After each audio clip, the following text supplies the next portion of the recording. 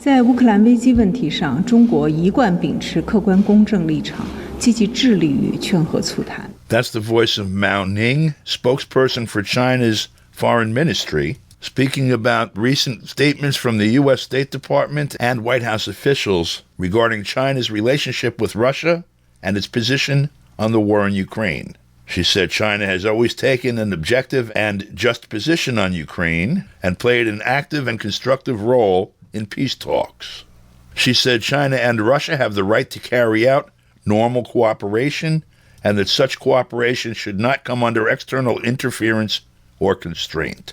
She said China will not accept accusations and pressure, and that if certain countries truly care about peace, those countries should reflect on the root cause of the crisis and do something to actually bring about peace, rather than deflect the blame to China. Her remarks were in reply to remarks from U.S. Deputy Secretary of State Kurt Campbell, who had said that the U.S. recently told China directly, if Russia makes more territorial gains in Ukraine, it will have an impact on the U.S.-China relationship.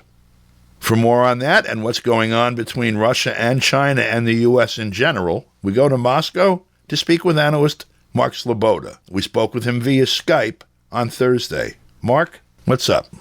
So, as is usual with such high-level visits, particularly between two countries whose affairs are ever more increasingly coordinated and combined as Russia and China, Lavrov probably almost certainly has several things on his agenda. The first and easiest one to talk about is that he's almost certainly laying the groundwork for Putin to visit China this year, almost certainly next month, probably after Russia's May 8th Victory Day holidays. And the reason for this, in particular, is that Putin has just won re-election. And for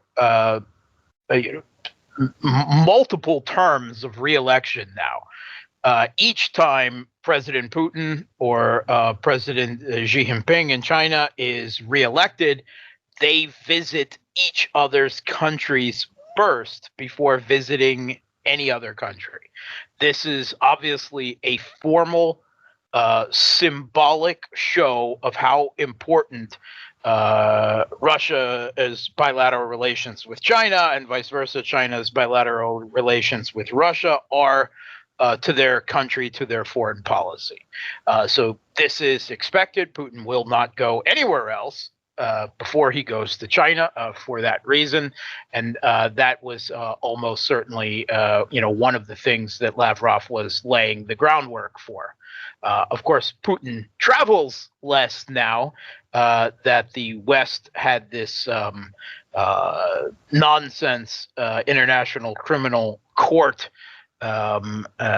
charges against him for saving East Ukrainian children from, or allowing East Ukrainians to withdraw their own children from the line of fire that they had been under from Kiev regime military for over a decade. So that's absolutely ridiculous. But Putin has traveled less, of course, because of the very heated Western campaign against him. So that is. China, of course, is not a party to the International Criminal Court, like Russia, like the United States, must be said. So he will certainly be going there. But there were a number of other things on the agenda. Of course, there would have been discussions of the conflict in Ukraine, the conflict in Gaza. Russia and China have a very coordinated effort in the UN Security Council, a common position on this, which is basically at this point that there is almost certainly extreme acts being committed. I don't know if Russia would characterize it as genocide as the South African court case would, but without that having a firm ruling. But quite obviously, they have called for a ceasefire, a permanent ceasefire, many times, and criticized the U.S. Role in fomenting the conflict there. Likewise, China is increasingly concerned as the U.S. places more U.S. military troops on islands ever off of Taiwan, ever closer to the Chinese mainland.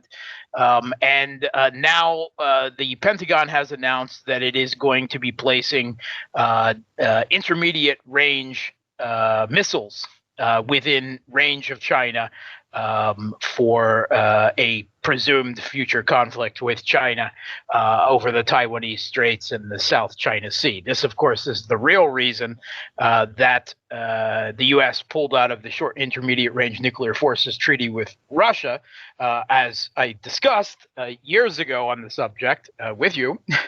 It had nothing to do with Russian violations. It was the fact that China was not bound by this bilateral treaty, and the Pentagon increasingly was worried about what they saw as a missile gap, that China had more conventional short and intermediate range missiles ready to use for that naval air conflict that everyone knows is coming. So that's why the U.S. pulled out of the treaty. They've announced that they are putting intermediate range nuclear weapons, nuclear capable, but presumably conventional. And Russia has announced that if this is the case, then they would break their own moratorium on the placement of short and intermediate range weapons, deploying them, which it has kept even after the U.S. pulled out of the Short and Intermediate Range Nuclear Forces Treaty, because it didn't want to deploy these weapons. It didn't want this level of escalation. But the Russian government has made clear that if the U.S. puts these missiles, within range of China in the Pacific. Of course, Russia is also a Pacific country, and they will view that as a threat, and they will reply by deploying their own short and intermediate range, presumably conventional but nuclear capable missiles as well. So we see the global arms race, the new Cold War, come hot war, is heating up ever more. Also, it comes right on the heel of Janet Yellen's, the U.S. Secretary of the Treasury's visit to China, where she complained that China is producing too much and they're putting the U.S. out of business, over capacity, she called it. And she blamed China for having the same subsidies on electric vehicles that the U.S. has for environmental reasons, for encouraging their use. But, U.S. subsidies good, Chinese subsidies bad. Also, she openly threatened China of consequences of Chinese companies and banks if they continued to provide material support with Russia, which may, what material support is China providing Russia? Oh, they're just trading with them. That's actually what she was talking about, if you see the details of it. So she's demanding that China cease trade with Russia, and China was furious at this, that it won't be bullied, that its trade relations with Russia are none of the U.S.'s business, that it's the U.S.'s unilateral economic sanctions that are illegal, that it's not doing anything in violation of international law, unlike the United States. And that they would not only not comply, but if the U.S. goes ahead with sanctions against Chinese companies and banks, then China will retaliate with its own sanctions against U.S. Companies and banks in reply.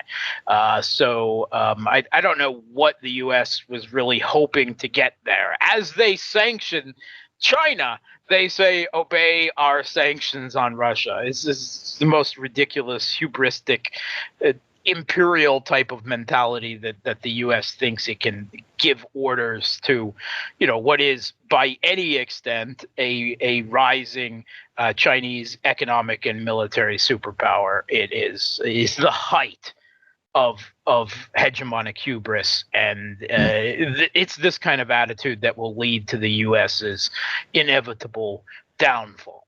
And I'll tell you something that's interesting to watch.